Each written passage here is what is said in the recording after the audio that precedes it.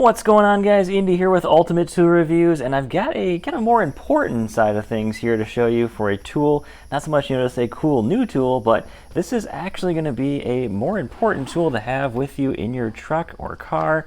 It was sent to me, and thanks for sponsoring the video. JF.EGWO is going to be the brand on Amazon. This is going to be one of those combination jump starters plus air compressors. And it's got a lot of the features that I thought were actually quite interesting. It's a pretty standard looking unit here. It's got, of course, everything you kind of need built into it right away. It has, of course, some USB out, so you can power some devices in case of emergency. Power button right here. I'm at 100% battery life. I wish it would show you more precise battery life. It goes from 25, 50, 75, 100. It doesn't actually go like 99, 98, like an iPhone battery. But it still works out somewhat kind of cool. Of course, we got with the tire gauge here, I can adjust my exact PSI, and we'll get to that in just a second here, where I'll show off all the features, how they work on an actual vehicle. Alright, so I like having the bag here. This is the first thing I like. I'm a big, pro of the hard cases. That's fine, but for these, you're going to put these somewhere in your car, maybe under a seat, behind a seat, and you want to put this somewhere where it can be very moldable, of course. You don't want this thing taking up a ton of space in your car or a truck. If it does, you probably might not carry it with you anyways.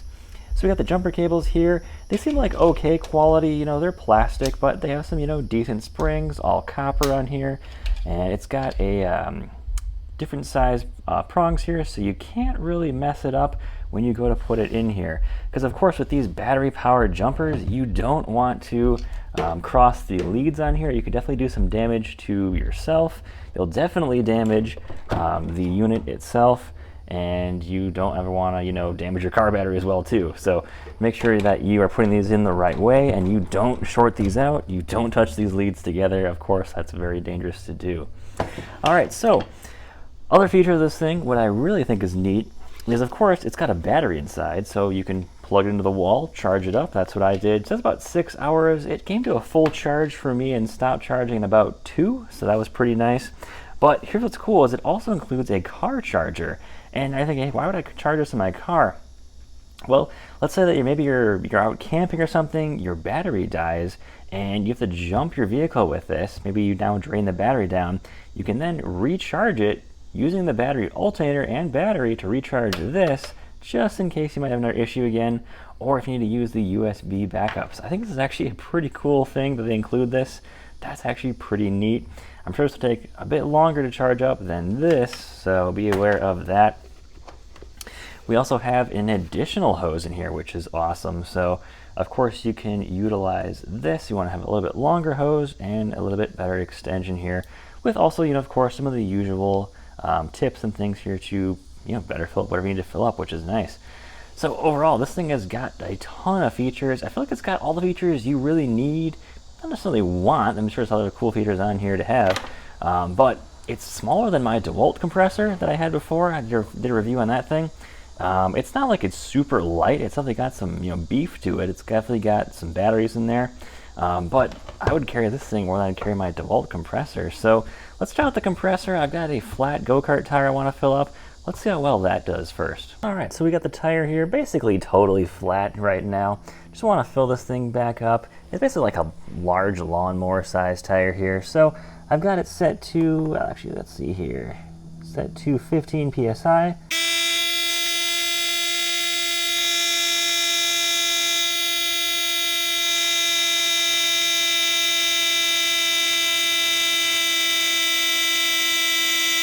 All right, and there we go. We are now at 15 PSI. That took about a minute or so. Of course, these are not full-size car or truck tires. So the air compressor on here,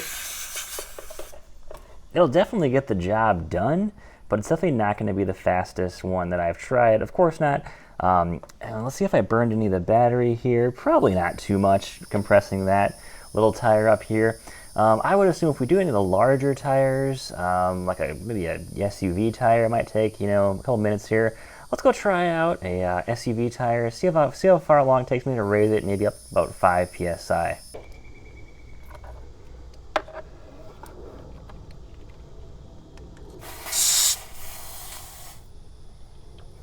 Really like those easy clips there. Those are really nice to get on. All right, so we are at about 37.5. Let's take that to just over 40 here. Let's do 42.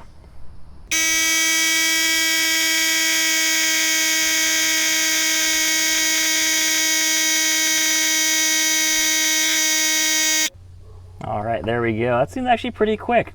So if you're just topping off your tires, this isn't really that bad of an option. Seems like it was able to do it pretty quick here. Easy on, easy off. Got a nice little soft rubber mold over here. I kind of like that. This thing's actually pretty solid for what it is. I'm actually pretty impressed by this thing. Still showing 100% battery life here. And of course I've got two different USBs on the front here.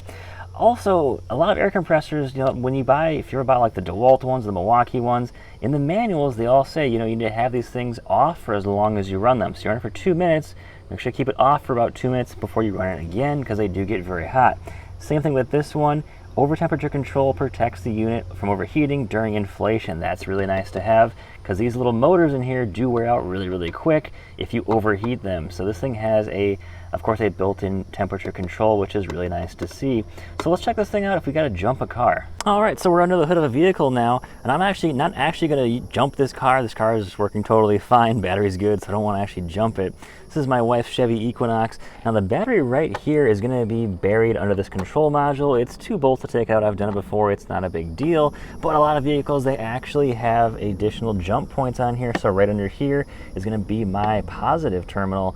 And then of course I can then hook my negative or ground something substantial on the car to give me a grounding point. Maybe something over here I can find is pretty easy. Actually, yeah, right here it's labeled ground up here. So that's another option for me to plug this into.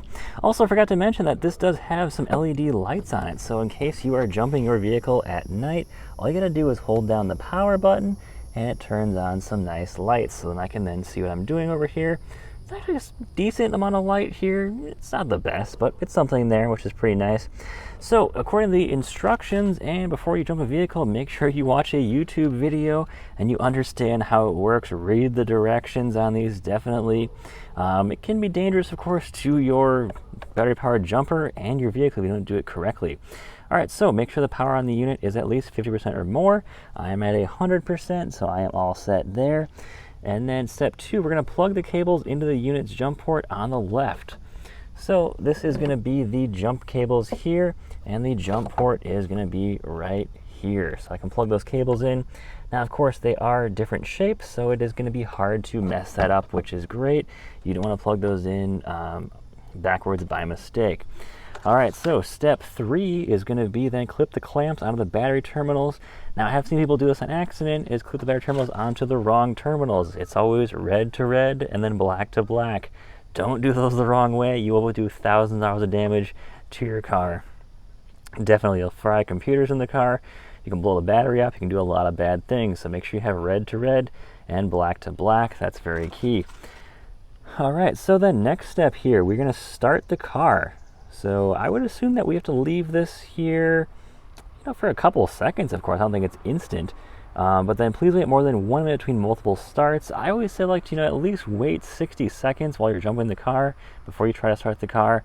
Let the battery get a little bit of juice before you then try to, you know, fire that starter back up. So that's going to be about it, guys, for how this thing works. Of course, you know, jumping a vehicle is not complicated, but you don't want to do it wrong, of course. I'd like to thank JF.EGWO for sending this out to me and for sponsoring the video. A really cool tool to have, you know, especially if you're doing road trips, driving around a lot. Always good to have one of these in your car. I have not had one of these before, so I definitely have been, you know, putting on the back burner. Check these out, guys. There's a ton of different options for these. I like this option because it does have, of course, an air compressor and a jumper all in one. If you're wondering, it does say to charge it every 3 months or every quarter to make sure you always add 100% charge when you need to jump your vehicle. That's important to know. These things don't just last forever. You need to make sure that they always have a charge, because when you need the charge, you've got the charge. So guys, thanks for watching. Take care. Have a great day and stay safe out there.